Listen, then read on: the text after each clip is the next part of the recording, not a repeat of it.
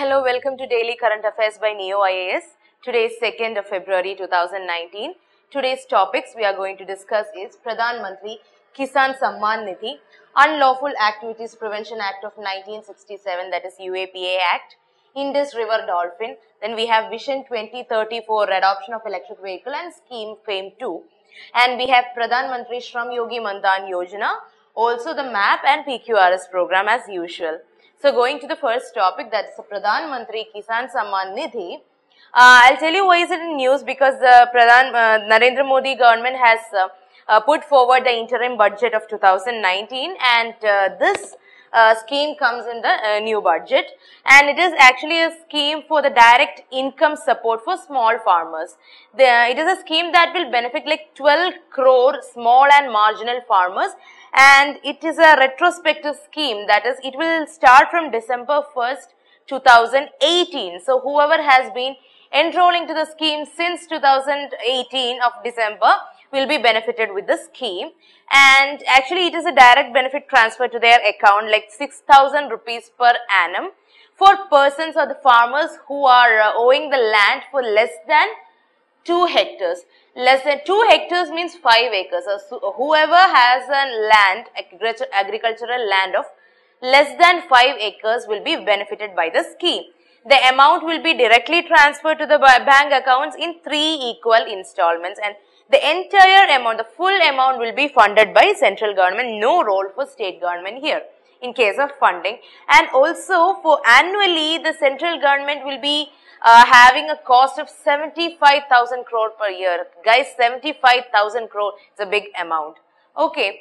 And it has comparison with the Ritu Bandhu scheme of Telangana, the Kalia scheme of Odisha, and again the West Bengal has mimicked the Ritu Bandhu scheme of Telangana and adopted in West Bengal as well. It's a good thing actually. So there has been a comparison to all these schemes with the Pradhan Mantri Kisan Samman Nidhi.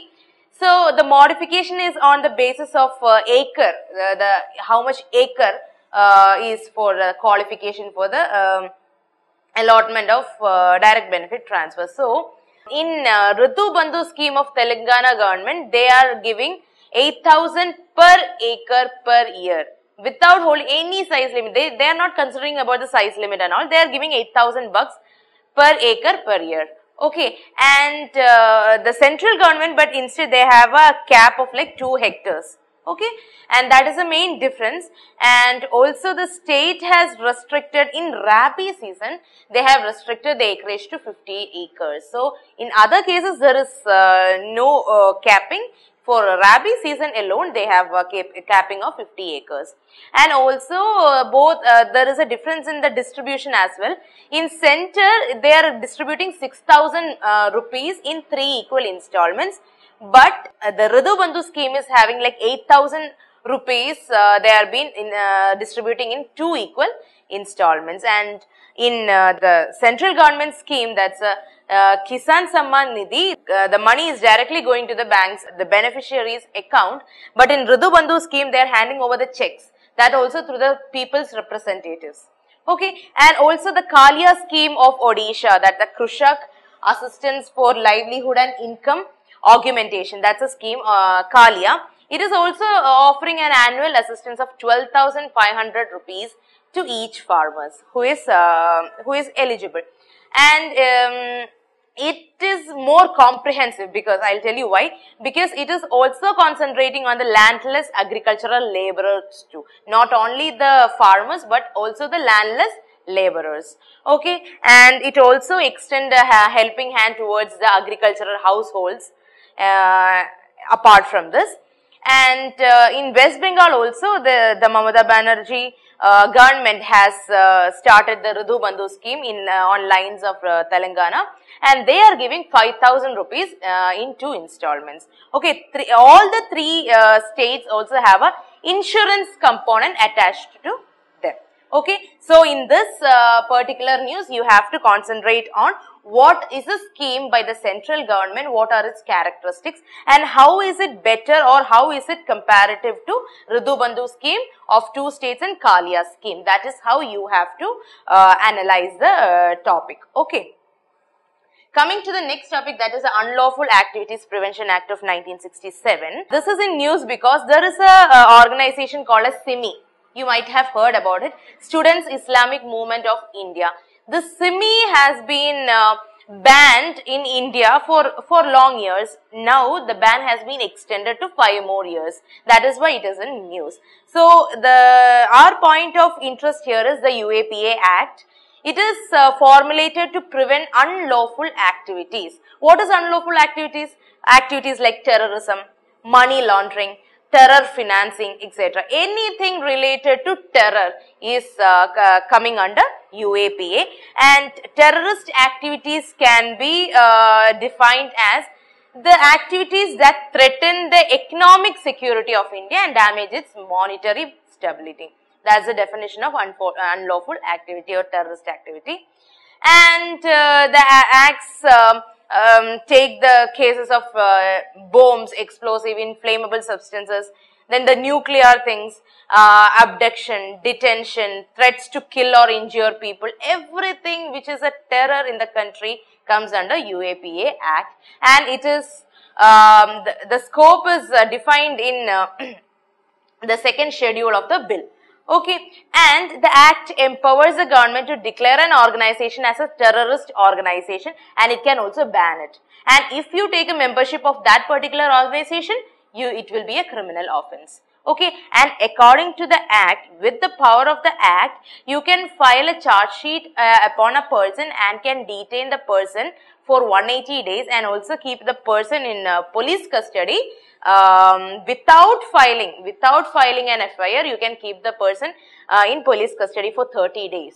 Okay, that is how severe or how crucial the act is.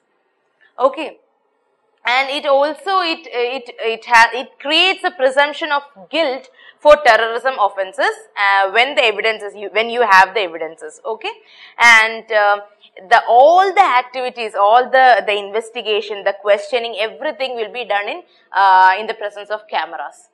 Okay, closed door hearing, secret witnesses, and the camera recording, everything will be like very professionally handled.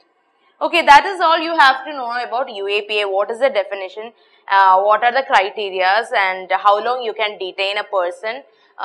That's all you have to know. Okay.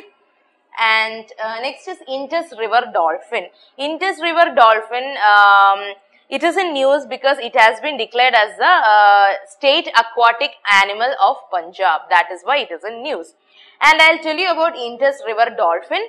It's a freshwater species. It's locally called as Bulan, and it's only found in India and Pakistan. Okay, it's in the Beas River. It's only found in India and Pakistan. Okay, it's a freshwater species. See, I have a pic. This is Indus River dolphin, and it's a flagship species. What is a flagship species? If that species is more in number, you can say the aquatic system is more healthy. If it is declining in number, you can say the aquatic system has some pollutant in it and it is not clear water. That is how you define a flagship species. It indicates the biological health of the aquatic or the terrestrial environment, whichever it is living in. And it is the second most endangered freshwater dolphin. Second most endangered freshwater dolphin. The first one is Yangtze River dolphin. Yangtze River dolphin is almost set as extinct. Okay, because it's that much endangered.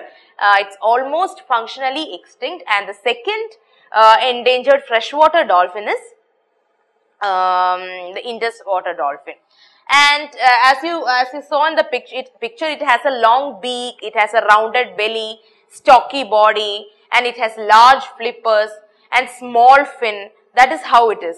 Okay, and it is also called as a blind dolphin because it has an eye, but its eye lens is not developed. So it can differentiate between light and dark, but it can't see things very clearly. And it identify the prey or the other species by echolocation. Echolocation means you hear the voice and you identify things. That is how it relies on food. So it cannot see very clearly. It can only differentiate between light and dark color. And one peculiar thing about the species is it swims in its side, because it will swim like this. the species will be like this while swimming, and it will be swimming very shallow, like 30 centimeter and all from the surface of the water, and you can actually see while it is swimming, while it is in the water, you can see it is swimming there. There is a dolphin in the water. You can see that. That is how shallow it swims. Okay, and also the conservation status, I also already told you, it's an endangered species according to IUCN Red List. And it may be the only dolphin which have this kind of swimming capability, except Gangetic dolphin. Gangetic dolphin is also showing this kind of activities. Okay. So in this current affair, in this particular topic, you have to know the local name of Indus water species, in the Indus water dolphin, and what is its IUCN status, where is the range area of the species, how is it different from other dolphin species. So your work today is to list out all the dolphins found in India and also their IUCN status. Please do comment it on the comment section, guys. Please be interactive. Okay, you are doing very good, but be more interactive. The next topic is Vision 2034, adoption of electric vehicles and FAME 2. So this is in news because in the interim budget, everything is related to interim budget today. So please take care of it. Okay, please be very attentive. The interim budget has proposed the measures to again reduce the use of fossil fuels. So they are doing it in a phased manner. They are trying to eliminate it by 2030, and also to adopt the electric vehicles for faster transportation and environment friendly mass transportation in the country. So in Vision 2030, the emphasis is mainly on the electric mobility. Okay, so what they are doing is promoting more electric vehicles, reducing the oil import and also the pollution. Okay, so by that they are securing the energy. Energy security is ensured.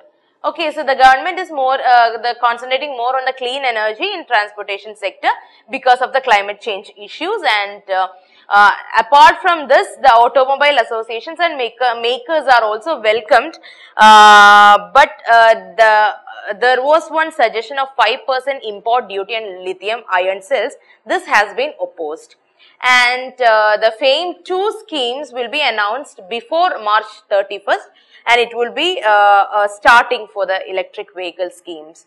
And I have to tell you about FAME 2 scheme as well. It is actually the second phase of the FAME scheme, and it will be by providing incentives for this hybrid and electric vehicle. So whoever is producing hybrid or electric vehicle, they will be given incentives. So that is the FAME 2 schemes. It will also give a push to the electric vehicles in public transportation. What they are trying to do is market creation and demand aggregation. According to the demand, they are creating more market.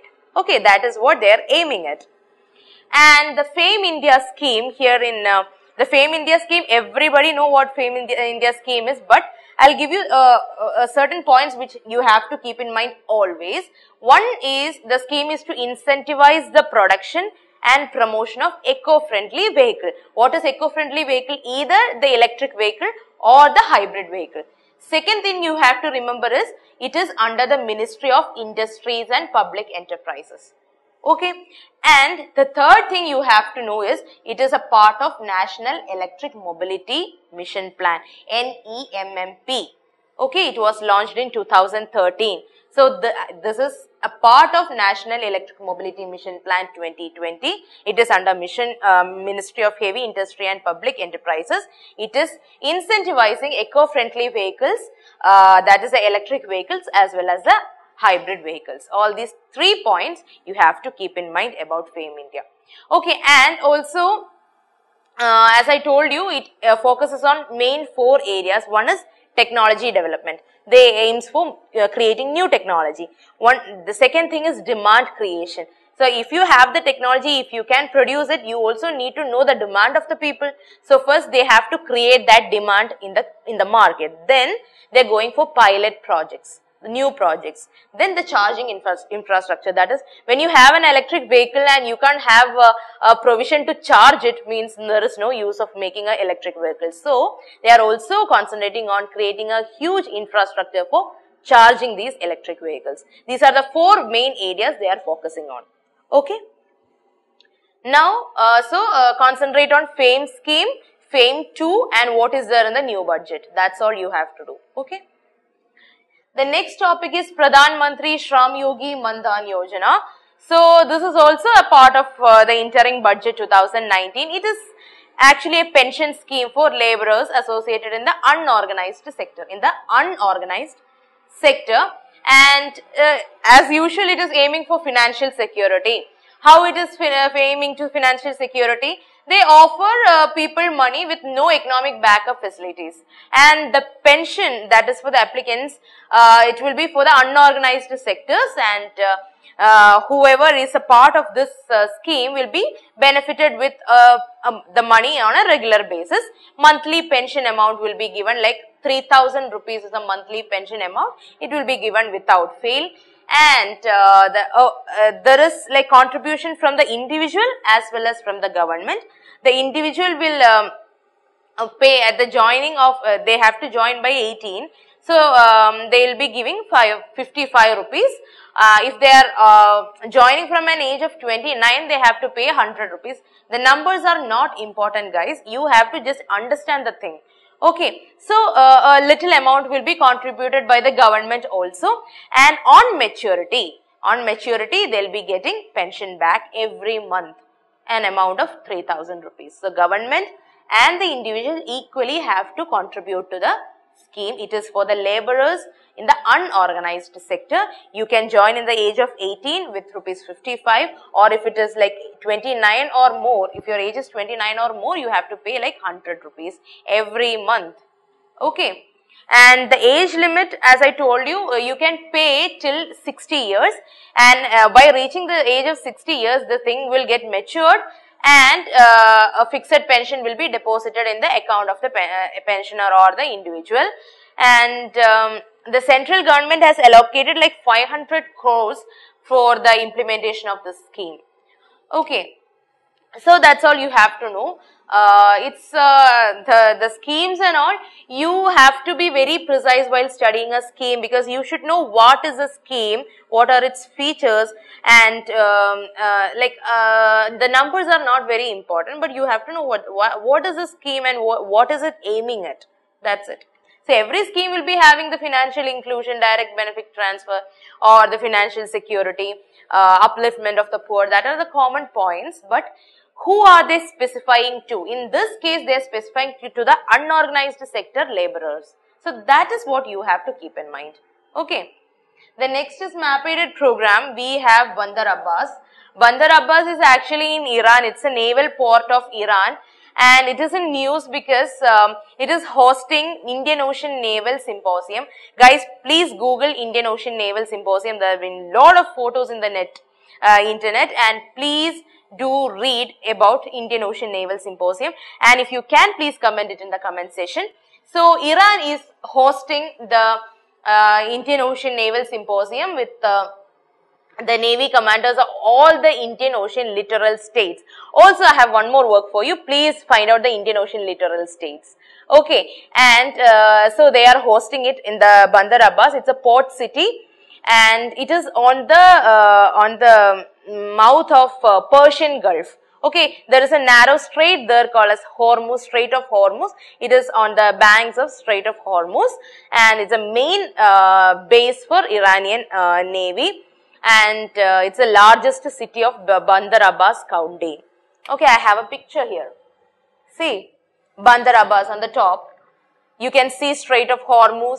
You can see Persian Gulf, Strait of Hormuz and Gulf of Oman. Strait of Hormuz connect Persian Gulf with Gulf of Oman, and you should also note the countries surrounding the Persian Gulf and also the Gulf of Oman also. And Bandar Abbas is on Iran, and the side of Iran. It comes in a stretch, guys. The Bandar Abbas is here. Then you have one more port called as Chabahar port in Iran. Then comes the Gwadar port. Then comes our port, that's the Kandla port. It's all in the same stretch. Okay, please do see a world map, refer a world map, you will get a better idea. I have only a small map. If you see the atlas, you will get a more idea about the Middle East region. Okay, next is a PQRS session. Here I have a question on biological oxygen demand. What is the criteria, standard criteria for biological oxygen demand. So, when is this term coming up, biological oxygen demand? Whenever we study eutrophication, we also study this biological oxygen demand, right?